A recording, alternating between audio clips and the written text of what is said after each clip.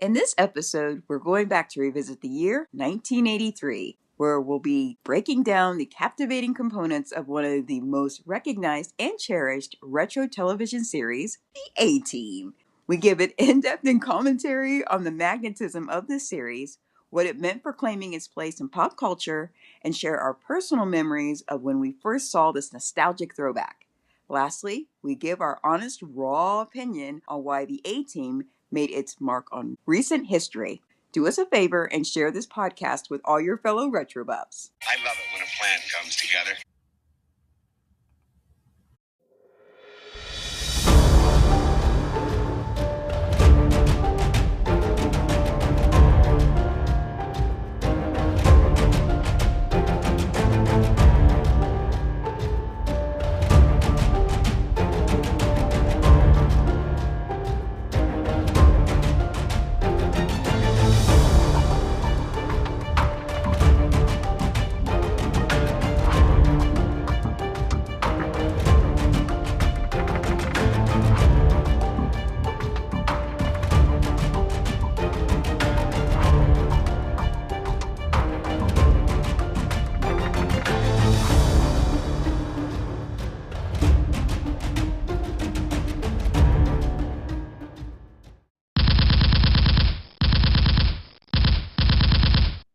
I love it when a plan comes together. Orchard Archivers, thank you for taking the time to retro trek with us this week. Yes. Don't forget to subscribe. Yes, we're always happy when you show up. Be sure to take a moment to check out our official website, www.retrotrekcaramelapples.com. There, we are caramel excited about Buy Me a Coffee. You can show us some love and support right there with a caffeine boost.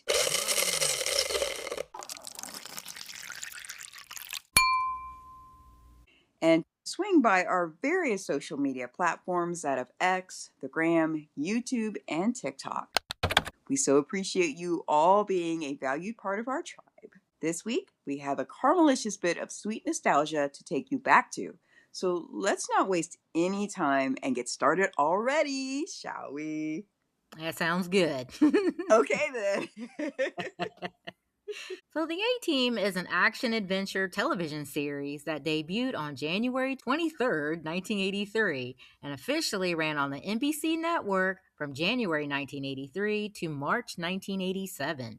The A-Team was about former members of a fictitious United States Army Special Forces unit. The 4 members of the team were tried by court-martial for a crime they did not commit. What's the matter with you? They were convicted and sentenced to serve terms in a military prison, but later escaped to Los Angeles, or LA, better known as, and began working as soldiers of fortune.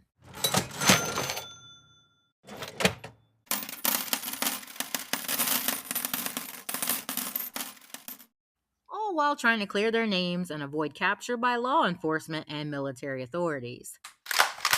The series was created by Stephen J. Cannell, which is very familiar and nostalgic. Absolutely. Frank Lupo, and John Ashley. John Ashley is uncredited as the narrator for the opening sequence.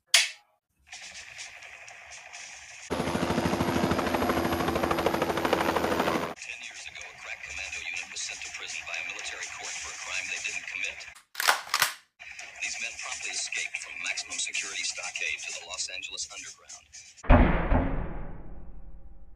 Today, still wanted by the government, they survive as soldiers of fortune. If you have a problem, if no one else can help, and if you can find them, maybe you can hire the A-Team. So just as you mentioned, everything right there, that is just completely 80s wrapped up in a bow. It really is. That synopsis, man. Like, you can just hear that without even hearing dates and go, yep, that came from the 80s. Okay. And all about that narrator's voice. I can so hear the voice right now. And at the beginning of the show, in my mind's eye, that's an interesting plot setup. Mm-hmm. Already this week, we're off to a caramel running start on this most memorable retro gem. Honestly, the A-Team was many a young adventurous boy's military role-playing fantasy back in the day, and that had this show as part of their regular repertoire. 100%. I know my hubby Hubs was a bit of a fan. How about yours, Kennedy? Let's see. How many times can we say yes? Yeah, hubby was a rabid fan of the A-Team. Yeah, so hold up 2 hands for him. Go ahead. That's right. But yeah. Seriously, Coop, he was definitely a hardcore fan, and he too is like you and I, Gen X. So the A-Team was definitely a retro staple in his early years. He reminisces and talks about this retro drum quite often, and he was crazy excited to learn we were dedicating an entire Orchard Trek retro to the A-Team. Oh, that's cool. That's so awesome. Yeah, it is. Oh, we love it when we can please the hubby hubs, right? That's right. When a plan comes together. I love it when a plan comes together. Yes. Thank you. We, the Caramel Apples, always aim to please for sure. We sure do. Yes, they've experienced the magnetic pull and appeal, pun intended,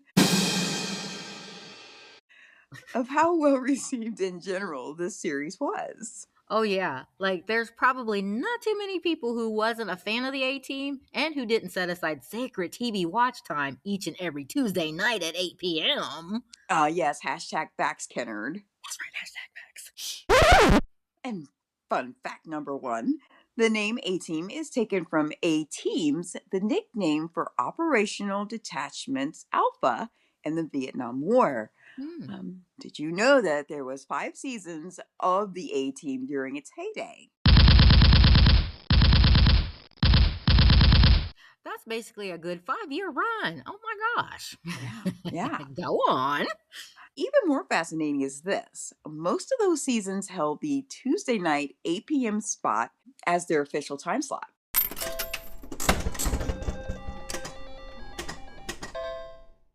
Yes, that's right. It was only until the last and final season where the time slot changed, which then the A-Team was shown on Fridays, which is a better day. I don't know, better than Tuesdays, but anyway. I love it when a plan comes together. The same time slot at 8 p.m. for the duration of its run. Yes. Common it is with so many of our retro TV entertainment offerings of the past, the last season deviated from the normal formula previous. But truth be told, it was still pretty good. It is of no secret that the A-Team's devoted audience was so undeniable that Hollywood definitely looked for different ways to market off of its popularity and success. Oh, yeah. Big surprise there. Yeah, right. Oh, poaching. Hollywood's poaching.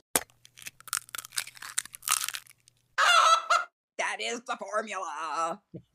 And speaking of the A-Team's success, we'll get into it a little bit more here later, but not surprisingly, an eponymously named feature film based on the series was released by 20th Century Fox in 2010.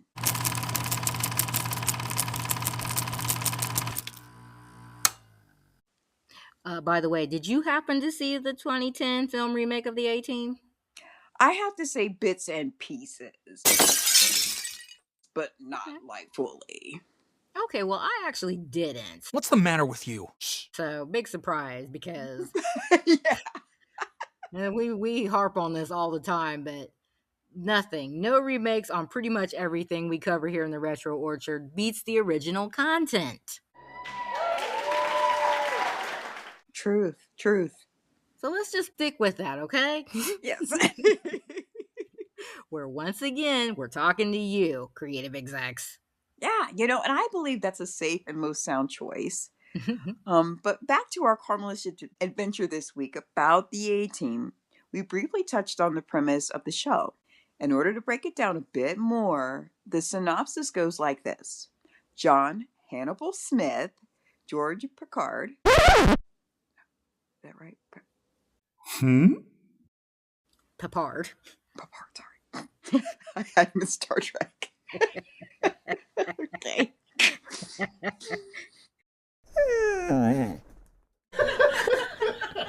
Papard plays a master of disguise who leads a versatile group of Vietnam vets secretly working as soldiers of fortune. That's right. Continuing on and introducing the key members of the A-Team, next one we have to speak of is con artist Templeton, the face man Peck, played by Tim Dunnigan. Huh? What? Yes. So, fun fact, did you know or remember that the actor Tim Gunnigan, who originally played the face man in the pilot episode, was soon replaced by cover boy looker actor Dirk Benedict in the role going forward? Even though the original actor did his due diligence in playing the part initially, that being Dirk Benedict, is the face man we know and love. That's a cool fun fact there, Coop, and thanks for sharing that retro tidbit. Absolutely. That is the face man. Yes.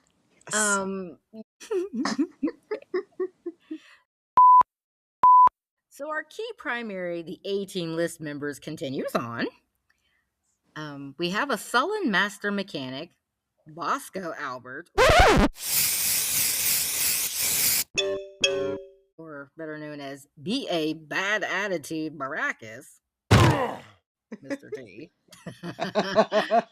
An ace pilot, H.M. Howling Mad Murdoch, played by Dwight Schultz,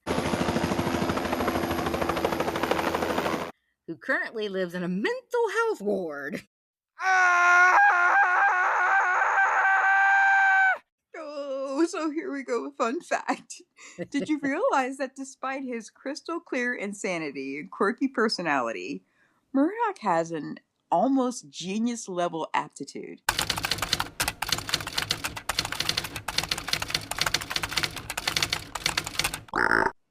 He has a vast knowledge of an array of subjects and keeps up on current events. He also is fluent in at least 5 different languages and can communicate, unlike myself, in Morse code, along with having a photographic memory. Goodness. Murdoch could have a show on all his own. Truth? Yes. But in the opener, a newspaper reporter, Amy AAA Allen, played by Melinda Kulia, wants the A-Team to free a colleague held hostage by Mexican guerrillas. Debut episode was a 2-hour-long special, which is completely nostalgic because they did that hardcore back in the day. That's a movie. Like, come on. And you're right. That is a literal film feature length of time. Yes. So that was how it was done back in 83. A little more on that later. I absolutely refuse to accept that this came out 42 years ago. It's just crazy. It is crazy. But thanks to the ease of streaming or DVD ownership options, diehard fans... We're talking to you guys, Hubby Hubs. That's right, yes. They can still watch and enjoy the A-Team. So, we actually, during the pandemic, because, we had nowhere to go, everybody was pretty much battened down. Yeah. They were a lot of offerings on TV. You could stream and watch some of these older retro offerings, and the A-Team was one of them. And I think we did some binge watching of those. Hubby was completely pleased. Did you start like from the pilot and just move all the way forward? Do you know how far you got? I think we got to the 3rd season, which he's familiar with it. He's seen all of them. Like, that's his jam. But I tried to watch with him, and like I do everything, I fell asleep. Not that it was bored. It's just because I fall asleep. It's just what I do.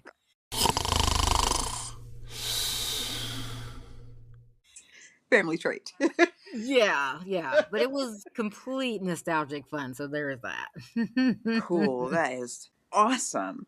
I love that you had the moments to do that, because it was memories with him as well. So that's totally cool. Hashtag facts. Hashtag 80s rock. And the 80s do rock. Hence, the very reason or crux of our podcast, right? That's right. Okay. In case anybody was confused, we wanted you to know for sure.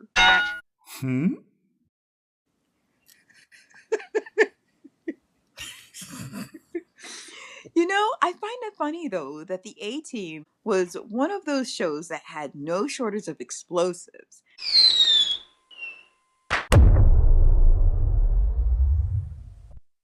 And amazingly, no one ever gets seriously hurt or dies. Oh, yeah, that is very curious indeed. So much of the 80s TV was truly vanilla TV. Yes. I'd like to make a formal complaint about that. For the official 80s retro flavor is caramel. So there's Yes, that. yes. I'm behind that all the way. So with that said, that would have changed the trajectory of everything. But perhaps people would now die or at least show blood or injury, since the caramel version would be a bit more raw. Kennard, your imagination knows no bounds. Let's just say that. Were you by chance neighbors in the mental health ward alongside Jim howling Mad Murdoch?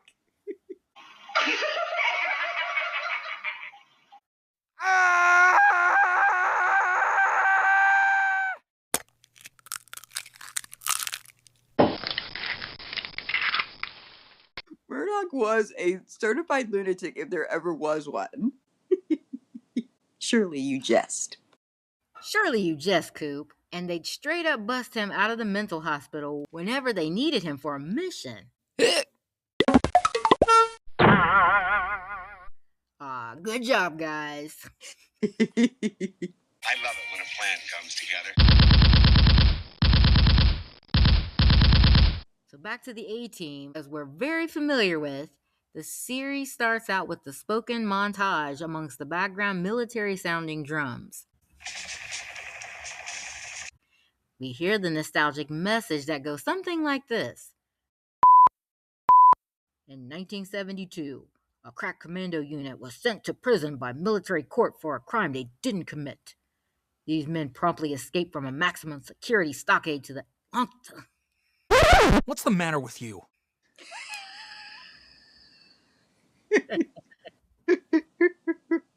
What was that again?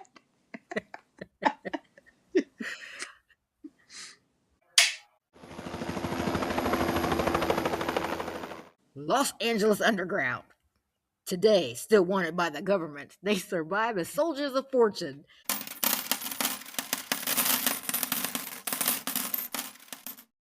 If you can find them, maybe you can hire the A-Team.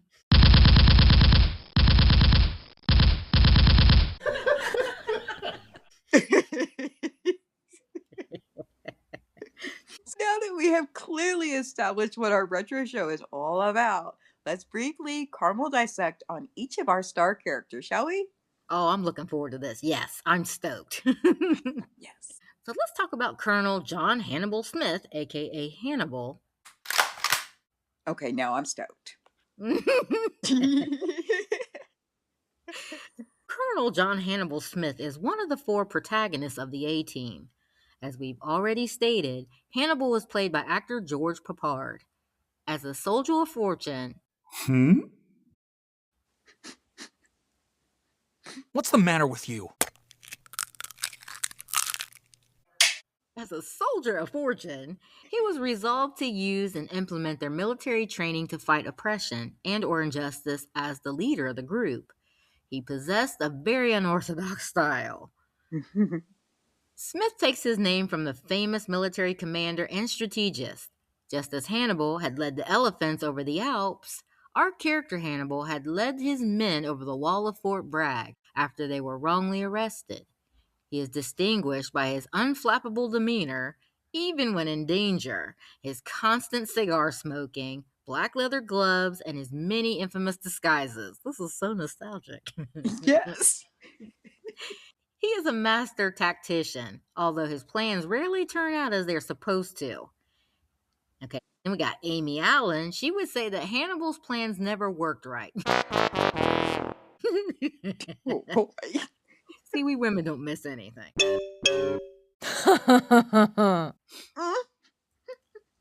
They just work. And it seems to have a plan for getting the team out of any situation they get into. Hence his favorite catchphrase, I love it when a plan comes together. I love it when a plan comes together. He's often heard to remark, nice. Hannibal fought in the Vietnam and Korean Wars, serving in the 5th Special Forces Group in Vietnam, and is a Medal of Honor recipient. His rank is inconsistent, though, throughout the first 4 seasons, as he is referred to as possessing the rank of lieutenant, colonel, but most often referred to as colonel. Ah, cool rundown so far, Kennard. Mm-hmm. Now let's dive into Arthur Templeton Faceman Peck, aka Face. And as we stated a few minutes ago, Faceman was initially portrayed by actor Tim Dunnigan for the pilot episode. But shortly after that, as so often happens, the portrayal switched over to an actor, Dirk Benedict, for all other appearances for Faceman. So at least that stayed consistent once that started. That's right. That was that way to keep up. That's it. You know, these people were ready to be entertained. You're, doing these sleight of hand tricks. You're throwing people off. We're just supposed to pretend we didn't see that or notice? Okay. Faceman was suave, smooth-talking, and hugely successful with the women. Are we a bit surprised? No. Not at all. Right? And serving as the team's con man, Scrounger, he's able to get his hands on just about anything the group needs for a mission. Faceman is the one who arranges for supplies, equipment, and sensitive information using numerous scams and hustles. It's said that he was raised in a Christian orphanage. Face was much respect for the church for that very reason. Amy and Murdoch give some insight into Face's true character. Face has a good heart, but ultimately he fears commitment. See, he was still needed, though, so that's cool. That's it. That's it.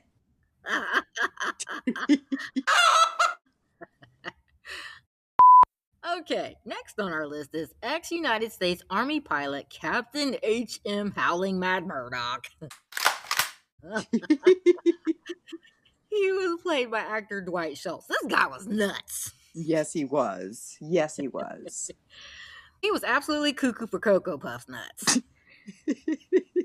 I mean, we can't even state that enough. This guy, man.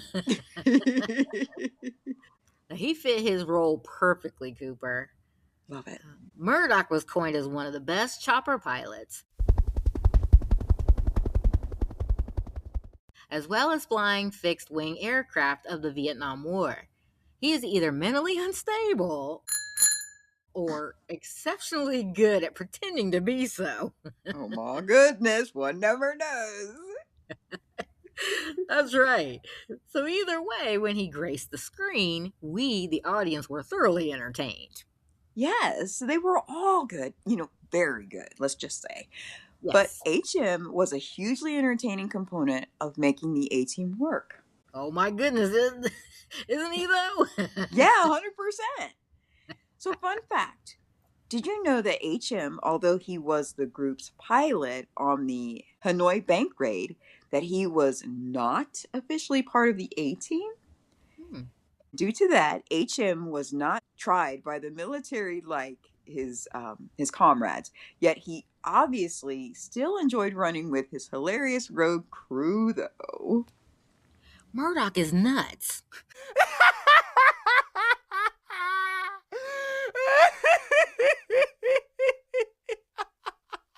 He is. You can see him right now. You sure can.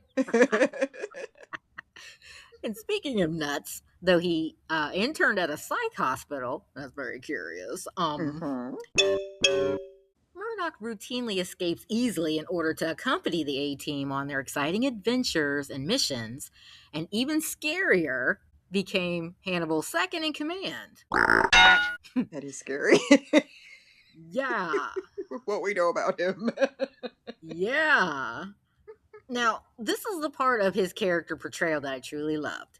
Mm-hmm. The symptoms of his insanity varies from episode to episode, but generally includes self-identification with various fictional characters, hallucinations, belief of the intelligence of inanimate objects. Is there actually anything wrong with that? Like, Kit was real and aware, right? Yeah, you got a point there. I'm with you on that tip there, Coop. Okay. Yeah, you corrected me. I think we may have an in concerning Murdoch's tribe. Yes. Sign us up. Done deal.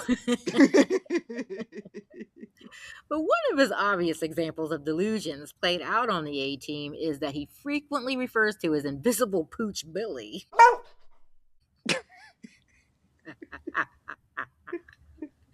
It is interesting to note that Murdoch was permanently discharged from the psych hospital in the show's 5th season. Bet that was a bittersweet moment, or was it? So one never knows when speaking of HM Howling Mad Murdoch.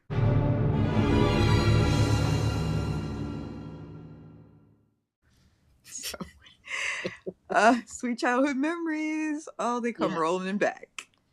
Absolutely the best thing on the A-Team are the characters. 100%. Yeah, I mean, if you don't have strong characters in any story, you don't have a story. Right, Come on. right. It goes for books, TV, movies. Come on. So, here we are, strong characters, and the four main people are excellent on their own in occasional standalone scenes, but they were way, way better when it was all of them together on screen. Yeah. I'd say especially Murdoch and BA. Oh, much agreed, Coopadil. Every single character has its own unique specialty to offer up in the way of entertainment for the audience. It's simple, but works effectively for such a TV series like this. Oh, yeah. So, a brief recap on what the character offerings are in the A-Team. Hannibal is the proclaimed leader. Always have to have a top dog. He was always a man with a plan who disguised himself in various curious cosplay. I love it when a plan comes together. B.A. is the strong, almost destructible guy donning his infamous trademark gold chains. Mm-hmm. Stay tuned for a fun fact on that later. We also share an occasional chuckles when his fear of flying and love of milk comes into play.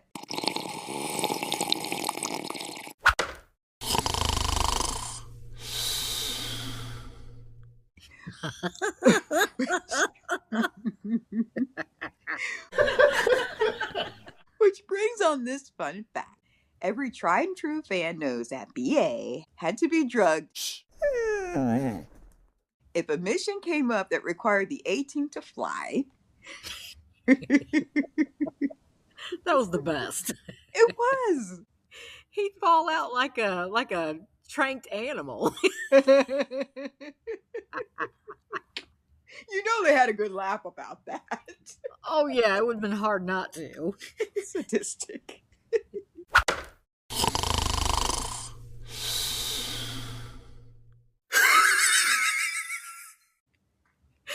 The face is the ladies' man who often employs his charm as his weapon of choice. Murdoch is the crazy fool designated pilot of the A-Team bunch. Are we sure that he's the guy for that task after the last two descriptions in Murdoch's stead? Right. He's the pilot. So tongue-in-cheek is what it is. Crazy. Yes, it is wonderfully crazy.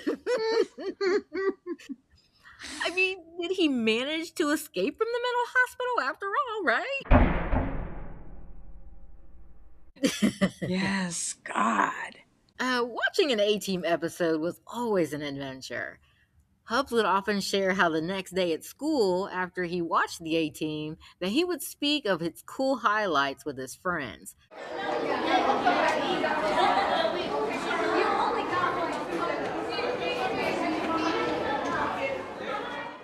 Talking about how neat it all was. Nostalgia is the business. Oh, my hubby too. And often speaks on fond memories of the A-Team, which created a mutual bond. Jeez, with his childhood friends as well. That's right. Everybody loved the A-Team. That's Mm-hmm. just basically it. And every episode is built up similarly. Someone in some kind of trouble locates and hires the A-Team. The A-Team explodes onto the scene in case, kicks serious butt,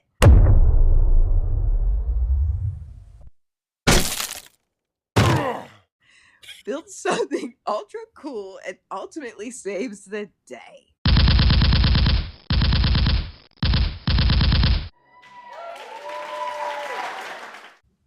Yep, that's pretty much every season, every show going.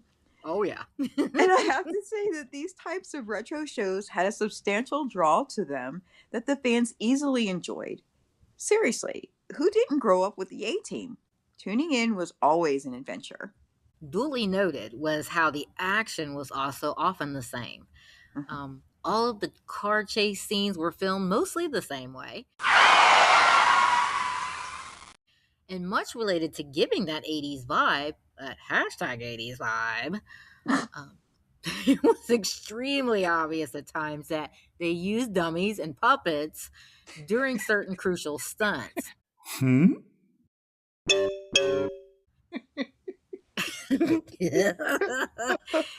Yeah. As we stated a bit earlier, wasn't it amazing how everyone survived the biggest crashes, disasters, and explosions?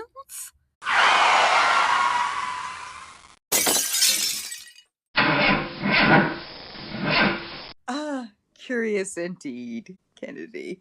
Always one of the highlights of an episode was when our heroes were crafting or building something.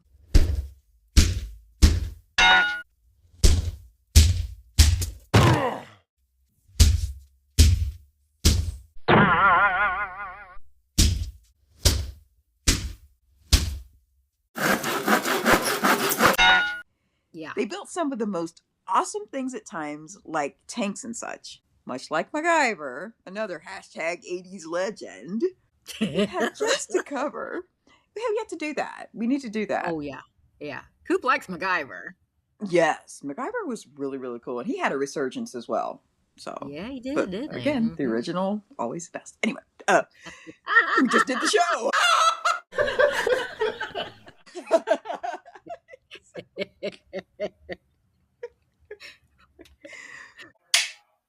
But they all ever needed was something super silly, from a human standpoint. Was like maybe like a pack of gum, or some duct tape and a screwdriver and a hammer. That's right. Don't leave home without him.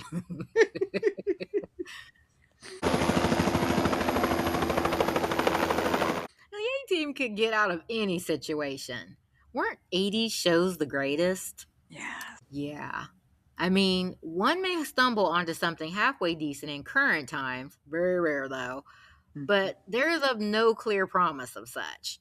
Much of every kind of storyline has been beaten to death, either funny or of a serious nature. Yes. Yeah. But when thinking of the A-Team, what a fantastic idea to have our 4 Vietnam vets showcased on the run from the law, where along the way, the guys are solving crimes and perplexing scenarios for people who can afford their services. Orchard Archivers, how many of you can remember the incessant bickering between B.A. Baracus and Murdoch? It It's classic. is. That right there in itself made the show. So Hannibal smoking on his signature cigars, you've already mentioned that. Hannibal and Murdoch tricking BA into drinking his special sleepy time milk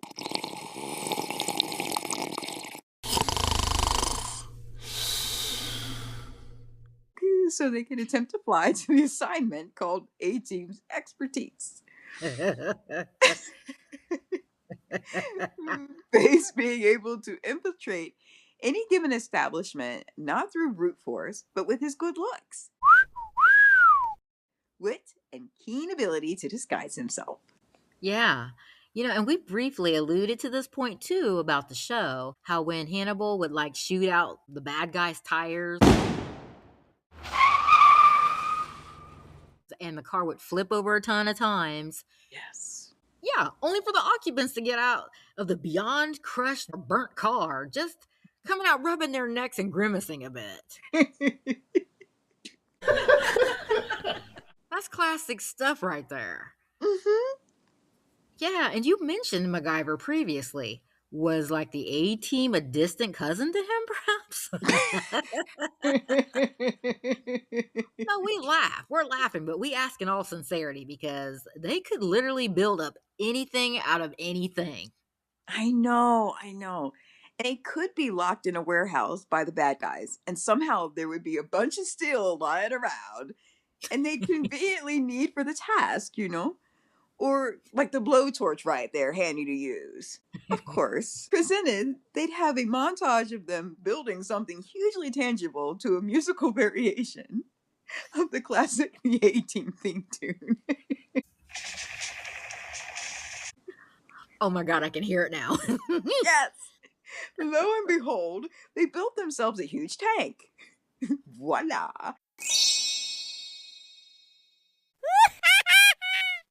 As you can see, it's things like this about the A-Team that make it at times incredibly silly, but at the same time very entertaining. The A-Team was a true staple of the 80s, one of the top rated shows at the time. It was. And I appreciated how each of the characters were so very different in what they had to offer, yet they seamlessly worked together, making a great team. Yes. Now, especially in getting away from Colonel Roderick Decker, played by Lance DeGault. Now, every so often, the creative execs put keen emphasis on Colonel Decker and how badly he wanted to catch the A-Team for a crime they did not commit. But he never did. No, no, no, no, no, no, no, no! No, please! No! They were just too clever. Now, real quick, there's another part of the A-Team that we need to zero in on, and that was a young, vibrant newspaper reporter, Amy AAA Allen, played by actress Melinda Kulia, who showed up in the opener. It's the 80s. Gotta have some eye candy for the audience tuning in. Right? Now, this is very signature of that era. Yes. And AAA wants the A-Team to free a colleague held hostage by Mexican guerrillas.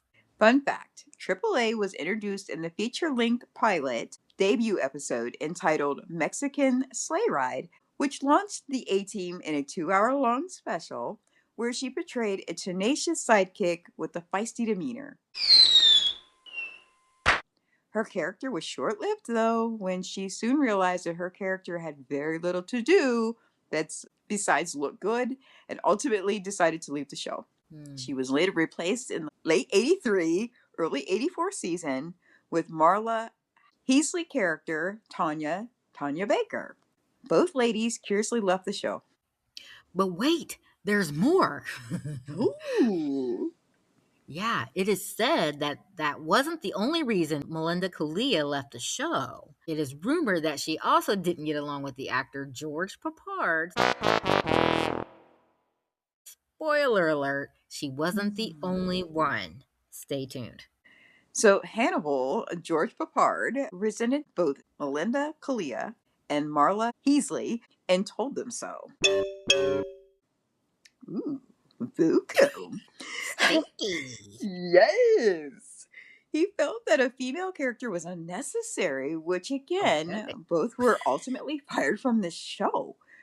What a Good God. buzzkill he was. Gosh, jeez. Now let's give a bit more intel on B.A. Baracus' character played by Mr. T. Okay. No doubt a huge draw and mega fan favorite. So it is said that the role was specifically written for him. Now, how cool is that? Very, very cool. Love that. He is arguably the breakout character of the series and has become a cult icon worldwide. As B.A. Baracus, the man is a mechanical genius. But two, he has one of the worst conduct records in the Army. We ask why? Yes, why? Because he likes to slug officers. Oh, that's a bad BA.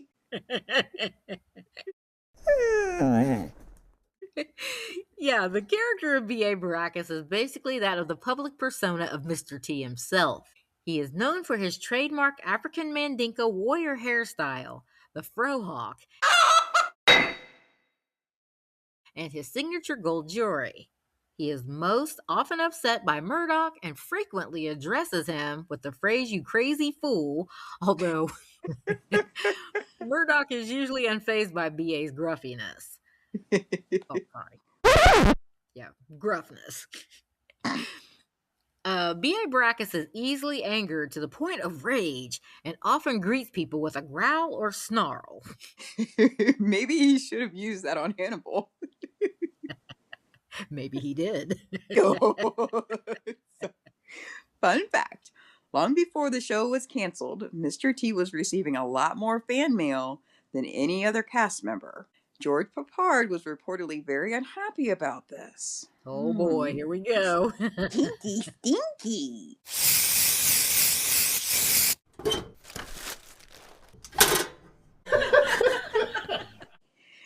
Working relation between George Papard and Mr. T turned sour by about the end of the first season. That did not take long. No, that was pretty quick. Ooh. But that shows that people were tuning in, right? And really, really showing their support of the show. This is the end of the first season and there's already tension. That's pretty bad. Fun fact, according to Faceman, played by actor Dirk Benedict, George Papard disliked Mr. T so much that he refused to speak to Mr. T directly and would use Mr. Benedict as a messenger between them.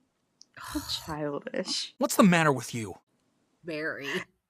That is so unfortunate. You hear about this, a lot on behind the scenes shows that you see people together and you just, in your mind, they're just friends, right? On and off set.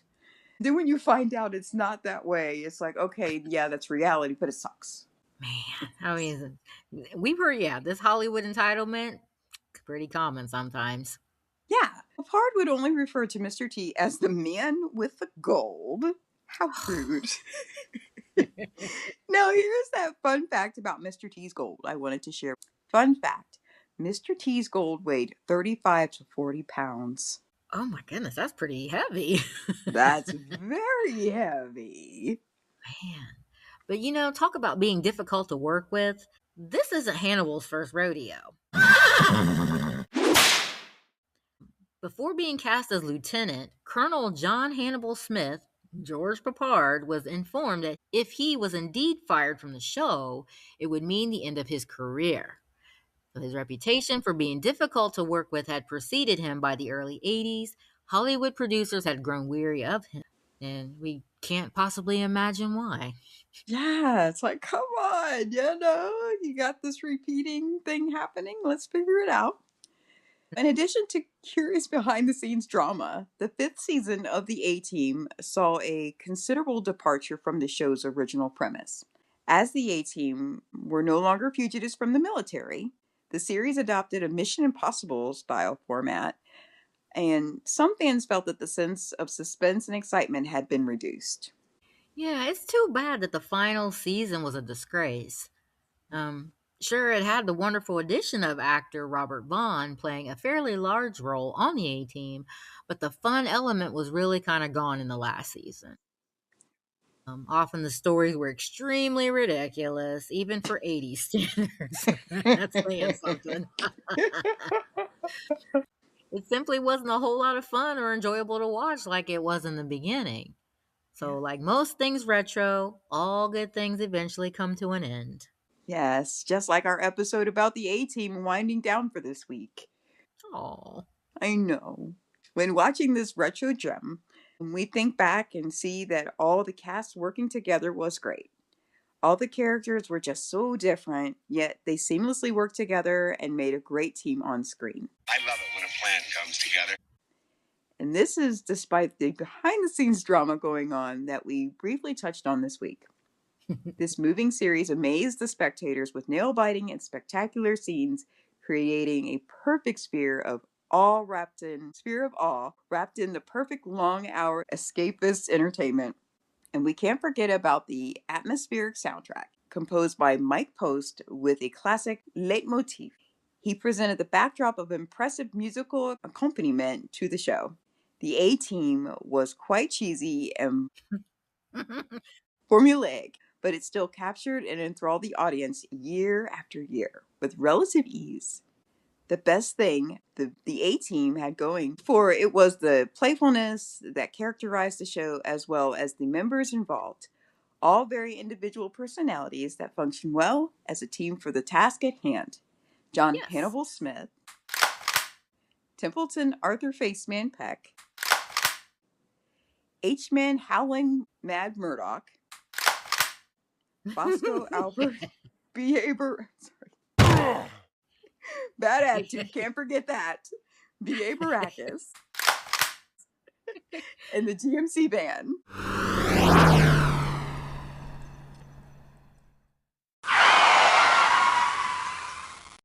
Oh, there it is. Their clever, very noticeable mode of transport.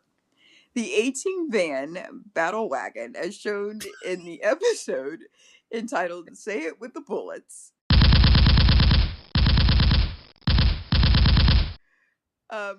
was B.A. Baracus' iconic black metallic gray GMC Ventura van used by these heroes for hire. This American muscle van is most recognized by its characteristic red stripe, black and red turbine, mag wheels, and rooftop spoiler, which has become an enduring pop culture icon. It really was. Totally see it. Oh, you can't. It was Henri Sin. Weren't there matchboxes of them? Or Hot Wheels? One of those guys. Yeah, they probably did snatch that right up. But as Mr. T would famously say, he was on the jazz. So the A-Team, the crack commando unit, certainly had its legion of fans. It was a guilty pleasure watching it from time to time. The A-Team was one of 3 shows that rescued the NBC networks in the 80s with its mixture of action and comedy, still holding up as an entertaining concoction. The predictability of the show offers a sense of comfort and familiarity, but the storytelling eventually ran into some patterns of limitation. Yes. Just wanted to make a quick mention of the results of one of the top behind the scenes feuds going on with the A-Team. On a happier note, reportedly, eventually George Peppard and Mr. T were able to make amends shortly before Peppard's death in 1994. Oh, that's good to hear that. Mm-hmm. Yes, absolutely. Good news. So do you remember this or value details of this show or have favorite episodes to share, dear Orchard Archivers? Weigh in. So what constitutes a really good TV show? We think it has to have good characters, good storyline, action, car chases, villains. It has to be totally crazy and unafraid to show the impossible. The A-Team had it all. It's the type of show we can watch over and over again and still enjoy it now as our nostalgic escape. Having had definitely confirmed this fact, watching the A-Team easily dials up the fond memories of the rockin' 80s. I love it when a plan comes together.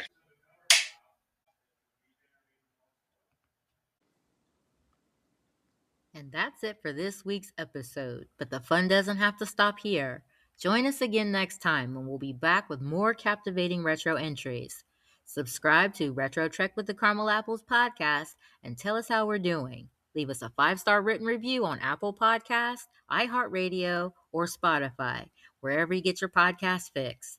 If you have any comments, suggestions, or requests, head on over to or tag us on Instagram, X, YouTube, and TikTok. We love hearing from you. And as always, thanks and see you next time.